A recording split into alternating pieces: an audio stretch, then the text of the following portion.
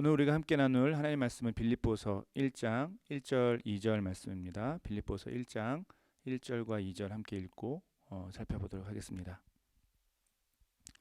그리스도 예수의 종 바울과 디모데는 그리스도 예수 안에서 빌립보에 사는 모든 성도와 또한 감독들과 집사들에게 편지하노니 하나님 우리 아버지와 주 예수 그리스도로부터 은혜와 평강이 너희에게 있을지어다. 아멘. 우리는 1년이 넘는 시간 동안 코로나 팬데믹을 경험해 왔습니다. 이 시간이 전 세계 거의 대부분의 사람들에게 큰 어려움을 주었다는 것은 이제 말할 필요도 없을 것입니다. 그런데 그 다양한 어려움 가운데 하나가 바로 우울증으로 아파하는 사람들이 눈에 띄게 늘었다는 점이죠. 흔히 이것을 코로나 블루라고 부르기도 합니다. 이 코로나 블루는 사실 정식 의학 용어는 아니고 코로나19와 이 우울증을 뜻하는 블루가 합쳐져서 만들어진 표현이라고 합니다. 이 코로나 블루가 우리 삶에 큰 영향을 주었다는 것은 통계가 분명하게 증명하고 있습니다. 2020년 작년 한국의 통계를 보면 우울증 치료를 받으신 분들이 전년도에 비해 25%나 늘었다고 합니다. 그 중에서도 가장 높은 비율의 연령대가 두 그룹이 있었는데 60대 그룹과 20대 그룹입니다.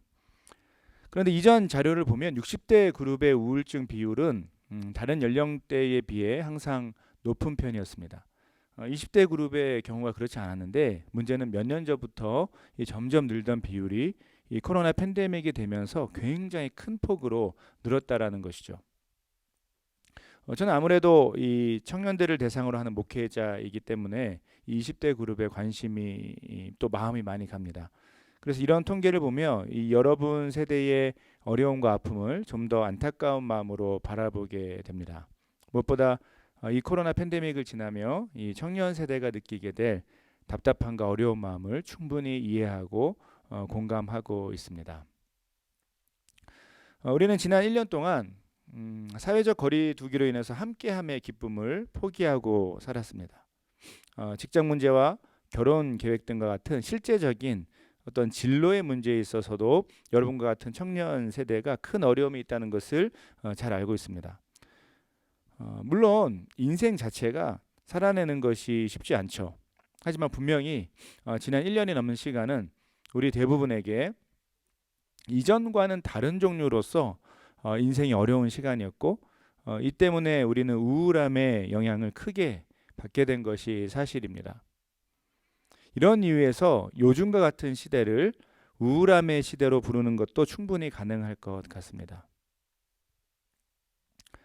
그렇다면 이런 우울함의 시대를 살아가는 저와 여러분은 과연 어떤 마음과 어떤 모습으로 이 시간을 보내야 할까요? 특별히 그리스도인으로서 이 땅을 살아가는 우리에게 과연 주님이 원하시는 기쁨의 삶은 구체적으로 어떻게 경험할 수 있겠습니까? 저는 앞으로 몇 주 동안 여러분과 함께 이 질문에 대한 성경적인 대답들을 이 빌립보서에서 찾아보려고 합니다.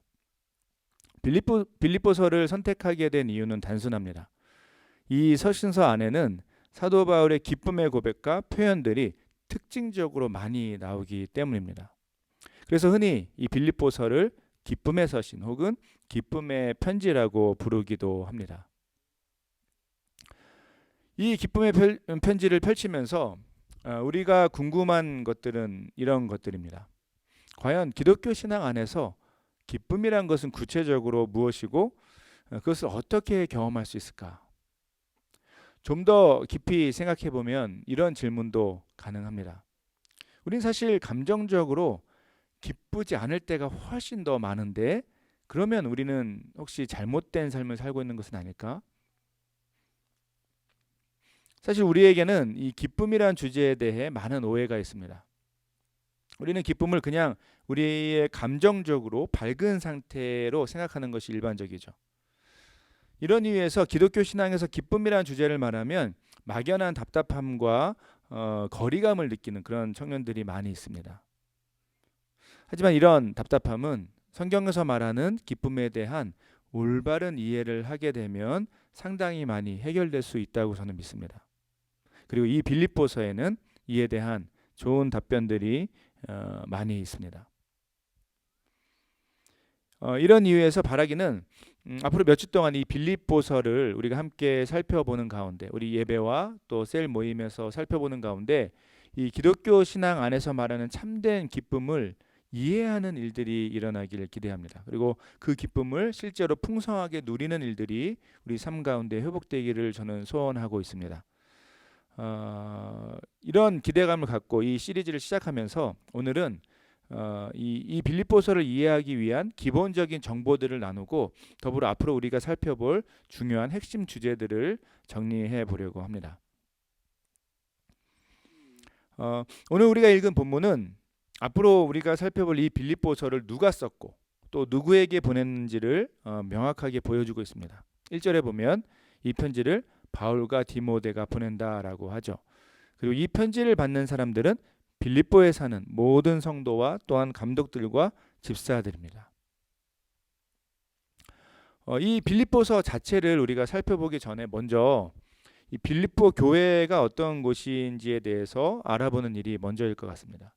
이 빌립보 교회가 처음 세워지는 과정은 사도행전 16장에 기록되어 있습니다. 오늘 예배가 마치면 여러분 꼭 이제 사도행전 16장을 전체적으로 한번 자세히 읽어보시기를 부탁드립니다. 사도행전 16장을 보면 이 사도 바울이 제2차 선교 여행 중에 이 빌립보란 도시에 들어가는 과정이 나옵니다. 원래 사도 바울은 아시아로 가서 복음을 전할 계획이었지만 성령의 강력하신 인도하심에 따라서 마게도냐 지방으로 선교 여행을 진행하게 됩니다. 이 길에서 방문하게 된 곳이 바로 빌립보입니다. 사도행전 16장 12절을 보면 이 빌립보란 도시에 대해 아주 인상적인 설명이 나옵니다. 바로 이 빌립보 도시가 마게도냐 지방의 첫 성이요 또 로마의 식민지라는 것이죠. 여기서 말하는 첫 성이라는 것은 다른 도시들에 비해 우월한 것을 나타내는데 좀 더 정확히 말하면 이 로마의 식민지였지만 그럼에도 불구하고 로마가 매우 특별한 지위를 부여한 도시였다는 것을 의미합니다. 실제로 역사적으로 보면 이 빌립보는 식민지이면서도 이 안에 사는 사람들이 로마 시민들과 거의 같은 권한들을 가졌습니다. 예를 들어 세금이나 여러 행정적인 절차에 있어서 로마에 사는 시민들과 같은 권리를 누렸다라는 것이죠. 이런 이유에서 실제로 빌립보 도시의 사람들은 매우 강한 자부심이 있었습니다. 이 자부심의 내용은 자신들이 로마 시민들과 같다라는 것이었습니다. 자연스럽게 이 빌립보 도시의 사람들은 이 로마에 대한 충성심 혹은 애국심이 강했던 것이죠. 이렇게 특별한 자부심 그리고 로마에 대한 애착이 있었던 도시에 이제 사도 바울은 복음을 들고 들어가게 됩니다. 그리고 바로 이 도시에서 몇 가지 사건이 일어나고 이 지역에 교회가 세워지게 되죠. 이 빌립보 교회의 시작에 대해서 사도행전 16장 12절에서 15절은 이렇게 소개하고 있는데 함께 읽어보도록 하겠습니다. 사도행전 16장 12절에서 15절입니다. 거기서 빌립보에 이르니 이는 마게도냐 지방의 첫 성이요 또 로마의 식민지라. 이 성에서 수일을 유하다가 안식일에 우리가 기도할 곳이 있을까 하여 문밖 강가에 나가 거기 앉아서 모인 여자들에게 말하는데 두아디라시아에 있는 자색 옷감 장사로서 하나님을 섬기는 루디아라 하는 한 여자가 말을 듣고 있을 때 주께서 그 마음을 열어 바울의 말을 따르게 하신지라. 그와 그 집이 다 세례를 받고 우리에게 청하여 이르되 만일 나를 주 믿는 자로 알거든 내 집에 들어와 유하라 하고 강권하여 머물게 하니라. 이 사도행전이 소개하듯이 이 빌립보 교회의 시작은 한 헌신된 여인 루디아의 섬김을 통해서 가능하게 되었습니다. 온 가족이 세례를 받고 말 그대로 가정교회가 세워진 것이죠. 그런데 이 본문에 이어지는 이 16절에서 40절까지 이후의 내용을 보면 이렇게 루디아 가정이 복음을 듣고 나서 이 사도 바울 그리고 실라에게 어려운 일이 생긴 것을 알 수 있습니다. 내용을 요약하면 이렇습니다. 그 지역에 살던 한 귀신 들린 여종이 있었는데 사도 바울이 그 귀신 들린 여종을 치유하게 됩니다. 그런데 이 여종을 데리고 있던 주인들은 원래는 이 여종을 통해서 점을 치면서 돈을 벌고 있었던 거죠. 문제는 사도 바울이 이 여정을 치유함으로써 그 점을 치는 일을 못하니까 그들의 수입이 끊기게 된 것입니다. 이것에 화가 난 주인들이 사도 바울과 실라를 고발하고 결국 감옥에 가두는 사건이 일어나게 됩니다. 자, 하지만 하나님은 이 감옥에서 또다시 놀라운 구원의 역사를 행하십니다. 한밤중에 감옥에서 바울과 실라가 기도하면서 하나님을 찬송하는데 감옥이 열리는 일이 일어나게 된 거죠. 이 과정에서 그 감옥을 지키던 간수가 결국 사도 바울을 통해서 복음을 듣고 온 가족과 함께 세례를 받는 일이 일어나게 된 것입니다. 이런 어려움 속에서도 바로 복음의 선포와 구원의 역사가 일어나고 이제 사도 바울과 실라는 다른 지역으로 이동하게 되는데 우리 사도행전 16장 40절을 한번 읽어볼까요? 사도행전 16장 40절입니다. 두 사람이 옥에서 나와 루디아의 집에 들어가서 형제들을 만나보고 위로하고 가니라. 아마도 이 빌립보 교회는 이와 같이 루디아의 집이 구심점이 되었던 것으로 보입니다. 중요한 것은 이 루디아의 집을 구심점으로 하는 이 빌립보 교회 안에 이 사도 바울의 사역 선교를 통해 형제들 곧 성도들이 생겨나게 된 것을 알 수 있죠. 그리고 아마도 이후에 이 빌립보 교회는 이 사람들 루디아 집을 중심으로 모인 성도들의 사역을 통해서 그 지역에서 그리스도와 복음을 전하는 그런 사역이 이어졌던 것으로 보입니다. 이것이 바로 오늘 우리가 살펴보는 이 빌립보 교회의 설립 배경이죠. 자, 그렇다면 이 빌립보서는 어떤 이유로 이 빌립보 교회 사람들에게 전해졌을까요? 우리가 신약에서 특히 서신서들을 살펴볼 때 기억해야 할 사실이 있습니다. 일반적으로 서신서는 크게 두 가지 내용을 중심으로 바울을 비롯한 사도들의 가르침이 담겨져 있습니다. 한 가지는 특별한 상황들에 대한 설명입니다. 예를 들어 초대교회 당시에 한 지역 교회에서 어떤 일들이 일어났을 때 그 일들을 신앙 안에서 어떻게 처리해야 할지를 이 사도들이 기독교 진리에 따라서 조언하는 것이죠. 이런 설명이 필요했던 이유는 초대교회 당시 사람들이 복음을 받아들이긴 했지만 이 사회 속에서 또 세상 속에서 그들이 원래 하던 일들이 기독교적으로 올바른 일들인지 그렇지 않은지 잘 몰랐기 때문입니다. 서신서들이 담고 있는 두 번째 내용은 바로 교리적인 정리입니다. 바울을 비롯한 사도들은 여기저기 흩어져 있던 초대교회 성도들에게 기독교 진리를 분명하고 이해하기 쉽게 정리해서 가르칠 필요가 있었던 것이죠. 특별히 그 당시에 활동하던 수많은 이단들의 사상에서 그들을 보호할 필요가 있었던 것입니다. 이 교육의 방법으로 사용했던 것이 편지였던 것이죠. 이런 가르침의 편지가 필요했던 이유는 사도들이 이 기독교 교리를 가르칠 충분한 시간과 장소가 확보되지 않았기 때문입니다. 사도 바울의 경우는 지역을 계속 옮겨가면서 이 복음을 전했고 교회를 세웠습니다. 교회를 세우고 그 안에서 오랫동안 이 제자 양육을 할 수 있으면 좋았겠지만 그러기에는 주어진 시간이 많지 않았던 것이죠. 이런 이유에서 이 서신서들은 흔히 말하는 2차 교육의 의미가 있었습니다. 이 두 가지 내용을 생각하면 우리가 어떤 서신서들을 살펴볼 때 어디에 주목해야 하는지가 분명해지고 이것은 이 빌립보서에도 똑같이 적용됩니다. 즉 우리는 이 빌립보 교회가 어떤 상황에 있었고 또 그 상황과 더불어 사도 바울이 어떤 기독교적인 진리를 가르치려고 했는지를 정리해야 한다는 것이죠. 사도 바울이 이 빌립보서를 보내야 했던 이 빌립보 교회의 상황은 이 편지 곳곳에 힌트가 나타납니다. 이 단서들을 종합하면 크게 두 가지 정도로 이 교회의 상황이 엿보입니다. 첫째는 이 빌립보 교회 안에 어느 정도 갈등이 있었던 것으로 보입니다. 우리 먼저 빌립보서 2장 2절에서 4절 그리고 14절을 한번 읽어볼까요? 빌립보서 2장 2절에서 4절 14절입니다. 마음을 같이하여 같은 사랑을 가지고 뜻을 합하며 한 마음을 품어 아무 일에든지 다툼이나 허영으로 하지 말고 오직 겸손한 마음으로 각각 자기보다 남을 낮게 여기고 각각 자기 일을 돌볼 뿐더러 또한 각각 다른 사람들의 일을 돌보아 나의 기쁨을 충만하게 하라. 모든 일을 원망과 시비가 없이 하라. 이 내용과 더불어 이 빌립보서 4장 2절도 함께 살펴볼 필요가 있습니다. 4장 2절입니다. 내가 유오디아를 권하고 순두계를 권하노니 주 안에서 같은 마음을 품으라. 이 본문들을 보면 아마도 빌립보 교회 안에는 자기 주장을 고집하면서 교회 전체가 하나된 마음을 품는 것에 방해가 되었던 그런 사람들이 있었던 것으로 보입니다. 직접적으로 그 사람들의 이름까지 말하면서 사도 바울은 교회가 한 마음을 품어야 한다라고 그렇게 요청하려고 했던 것이죠.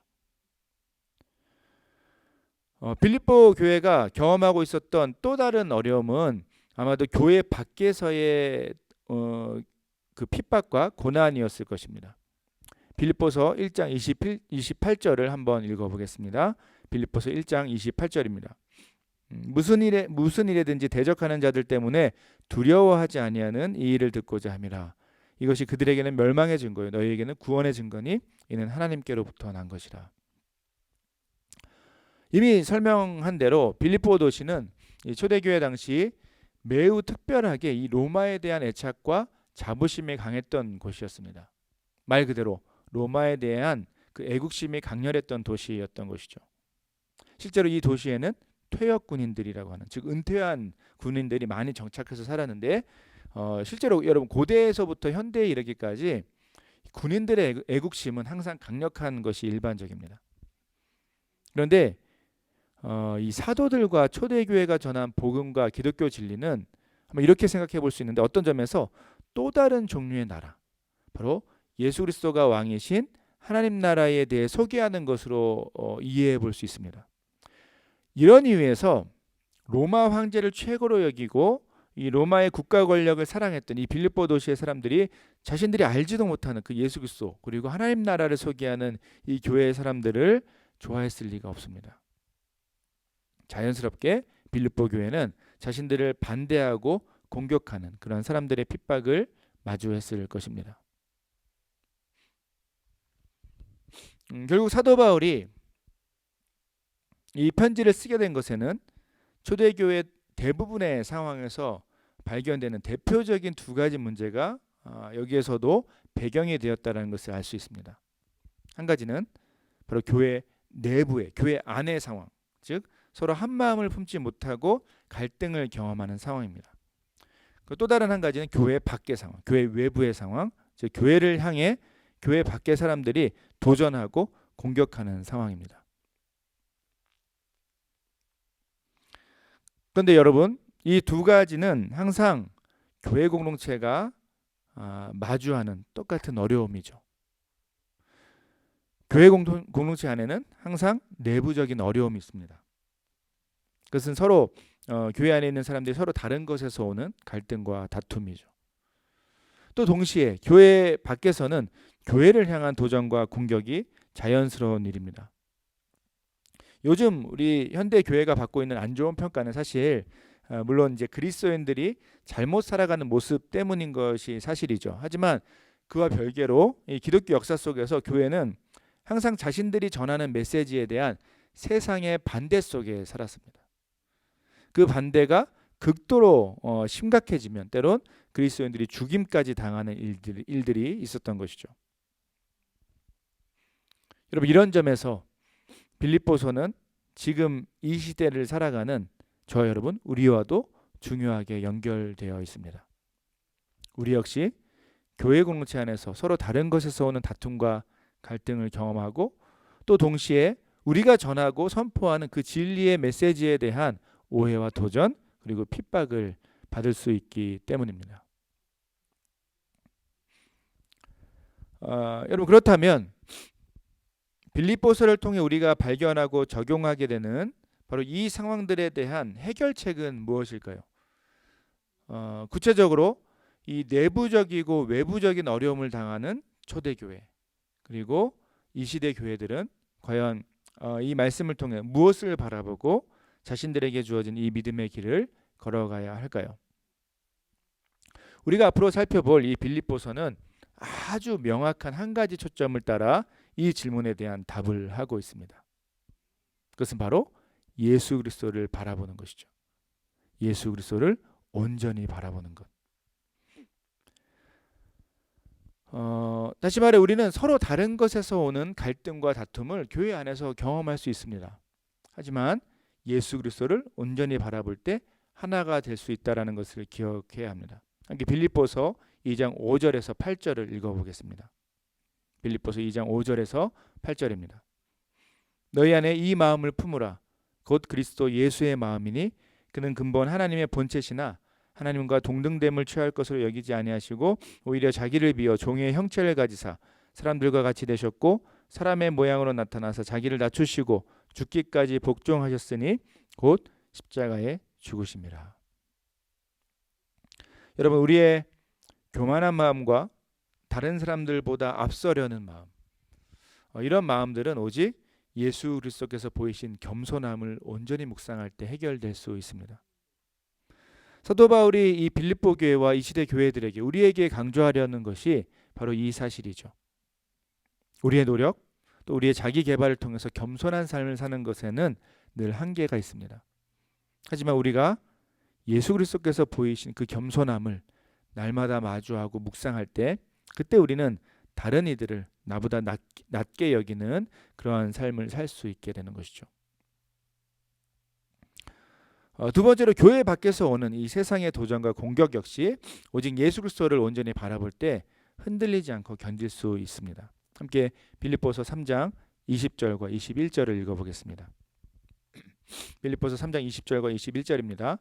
그러나 우리의 시민권은 하늘에 있는지라 거기로부터 구원하는 자 곧 주 예수 그리스도를 기다리노니 그는 만물을 자기에게 복종하게 하실 수 있는 자의 역사로 우리의 낮은 몸을 자기 영광의 몸의 형체와 같이 변하게 하시리라. 여러분, 지금 현재의 삶을 살아가는 우리에게 기독교 신앙은 본질적으로 이 믿음 안에서 갖게 되는 소망을 전해주고 있습니다. 다시 말해 지금은 비록 어렵고 힘들지만 믿음으로 장차 일어날 그 확실한 일을 기대하고 현재를 견디는 힘을 얻게 되는 것을 말합니다. 그리고 그 중심에는 다시 오실 예수 그리스도를 향한 깊은 묵상과 신뢰가 믿음이 있는 것이죠. 조금 전에 설명한 것처럼 이 빌립보 도시의 사람들은 로마의 권력이 영원할 것으로 생각하고 자신들이 로마 시민권자라는 자부심을 갖고 살았습니다. 아마도 사도 바울은 이 배경을 염두에 둔 것 같습니다. 그래서 우리의 시민권은 하늘에 있다라고 고백한 것으로 보입니다. 이 하늘에 확실한 시민권을 갖고 살아가고 영원한 왕이신 예수 그리스도를 모시고 살기 때문에 그래서 우리는 당당할 수 있다라는 것이죠. 여러분, 만약 이 땅에서의 삶이 영원하다면 우리에게 중요한 것은 로마 시민권 혹은 현대적으로는 강대국 혹은 캐나다의 시민권일 것입니다. 하지만 결국 우리의 영원한 소속이 어디에 있는지를 아는 것이 중요합니다. 우리가 영원한 하나님 나라의 백성, 예수 그리스도를 왕으로 하는 하나님 나라의 백성이라는 것을 알고 또한 이 땅에서의 삶이 영원하지 않다는 것을 우리가 알기 때문에 우리는 현재 살아가는 삶의 순간마다 당당할 수 있게 되는 것이죠. 때론 고난과 핍박이 있을 수 있습니다. 하지만 우리의 왕이 누구인지 또 우리가 어디에 속했는지를 기억할 때 그때 이 현재의 어려움을 견디고 이겨낼 수 있는 것이죠.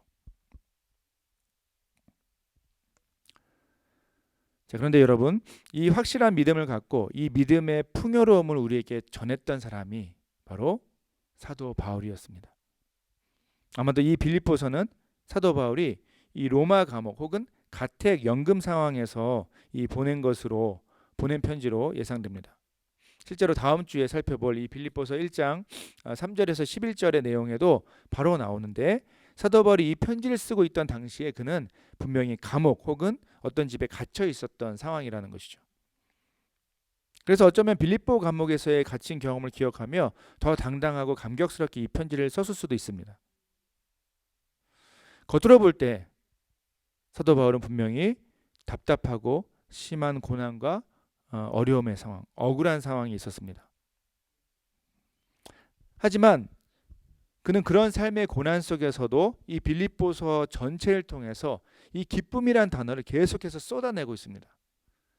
그의 상황이 결코 좋은 상황이 아니었다는 것을 우리가 알고 있기 때문에 한 가지 분명한 것은 이 사도 바울이 고백하고 있는 이 기쁨은 그의 상황에서 오는 기쁨이나 만족이 아니었다라는 것이죠. 상황은 좋지 않았습니다. 불만족스럽고 답답하고 어려운 상황이었습니다. 그렇다면 여러분, 사도 바울이 고백하는 기쁨의 본질은 무엇이었을까요? 그것이 바로 예수 그리스도를 바라보는 것에서 누리는 기쁨입니다. 함께 우리 빌립보서 3장 7절에서 9절을 읽어보겠습니다. 그러나 무엇이든지 내게 유익하던 것을 내가 그리스도를 위하여 다 해로 여길 뿐더러 또한 모든 것을 해로 여김은 내 주 그리스도 예수를 아는 지식이 가장 고상하기 때문이라.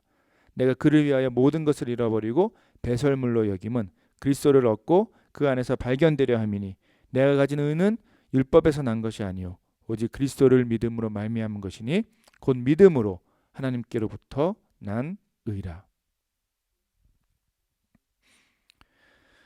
그렇습니다, 여러분. 사도 바울은 이 예수 그리스도를 만나고 그분과 함께 이 믿음의 길을 걸어가면서 예수 그리스도 안에서 발견되는 진리와 기쁨이 무엇인지 풍성하게 체험했던 것으로 보입니다. 그래서 예수 그리스도를 아는 지식이 그에게 가장 귀하고 중요하다라고 고백하는 것이죠. 이 체험적인 고백이 있었기 때문에 그는 감옥 안에서도 이 기쁨의 노래를 부를 수 있었습니다. 또한 이 고난과 어려움 가운데 있는 다른 성도들을, 이 빌립보 교회 성도들을, 그리고 이 시대의 우리 하나님 백성들을 이 기쁨의 자리로 초대할 수 있었던 그런 담대함과 확신이 있었던 것이죠. 이 기쁨은 여러분, 고난과 어려움의 상황도 빼앗지 못할 강력한 기쁨이었습니다. 그리고 이 기쁨을 누릴 때 그때 우리는 교회 안에서 또 교회 밖에서 주어지는 다양한 삶의 상황 속에서 비로소 승리할 수 있게 되는 것입니다. 사랑하는 여러분, 이 사도 바울의 고백이 실제로 저와 여러분 우리 신앙생활에 있어서 매우 중요한 중심에 있어야 합니다. 기독교 신앙은 하고 싶지 않지만 그냥 막 벌받지 않고 그냥 잘 살기 위해서, 복받기 위해서 종교적인 짜여진 규율을 억지로 지키는 것이 아닙니다. 기독교 신앙은 시작부터 끝까지 이 예수 그리스도 안에서 발견되는 기쁨을 누리는 것이죠. 안타깝게도 우리는 이 기쁨을 누리지 못할 때가 많습니다. 자, 그러나 우리가 그렇지 못하다고 해서 이 기쁨이 없는 것이 아니죠. 우리를 앞서간 수많은 믿음의 선배들이 이 기쁨을 누렸습니다. 그리고 이 기쁨에 대해서 자신들의 삶으로 증명하고 있습니다. 또한 지금 우리가 사는 이 순간에도, 이 시대에도 수많은 믿음의 사람들이 이 기쁨을 누리며 고난과 아픔, 삶의 어려움 속에서도 승리의 삶을 살고 있다는 것을 우리는 기억해야 하는 것이죠. 여러분, 우리가 앞으로 나눌 이 빌립보서의 내용들은 이 기쁨의 자리로 우리를 이끄는 좋은 초대장이 될 것입니다. 이 기쁨으로 이끄는 초대장을 펼치며 여러분은 어떤 기대감이 있으십니까? 여러분, 이런 생각을 해봅니다. 이 코로나 팬데믹으로 인해 마치 전 세계가 거대한 감옥 안에 있는 것처럼 느껴집니다. 하지만 여러분, 기독교 신앙의 풍성함은 어떤 상황 속에서도 우리에게 참된 기쁨을 소개할 수 있는 충분한 능력이 있습니다. 우리는 이 기쁨을 사모하고 바라보고 나아가야 하는 것이죠.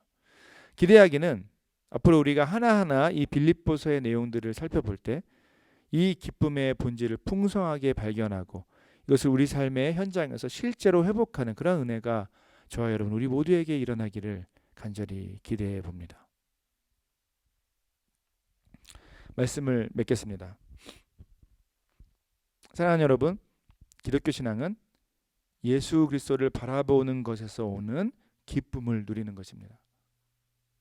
이 기쁨은 하나님 없이 이 세상의 기준을 따라서 만족을 찾는 사람들이 결코 이해할 수 없는 기쁨이죠.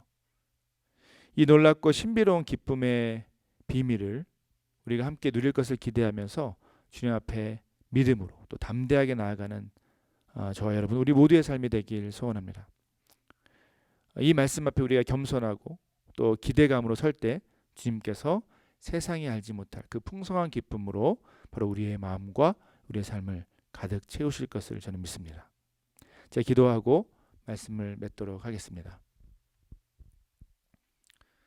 은혜로우신 하나님 감사드립니다. 오늘도 우리를 불러주시고 주의 말씀 앞에 또 새로운 기대와 소망으로 이 말씀의 자리로 나아가게 하심을 감사드립니다. 참 어렵고 힘든 시대를 지나가고 있습니다. 기쁨이 상실되고 참 외롭고 또 답답한 그 환경 가운데 있는 우리를 불쌍히 여겨주시고 그러나 함께 나눈 이 빌립보서의 말씀을 통해서 참된 기쁨, 세상이 알지 못할 그 기쁨의 비밀을 체험하게 되는 우리 모두가 되게 하여 주시옵소서. 이제 시작되는 이 새로운 시리즈 가운데 은혜를 베풀어 주시고 주님께서 우리 한 사람 한 사람 우리 공동체에게 말할 수 없는 기쁨으로 채워주시는 그 은혜를 허락하여 주시옵소서. 감사드리며 거룩하신 예수 그리스도의 이름으로 기도드립니다. 아멘.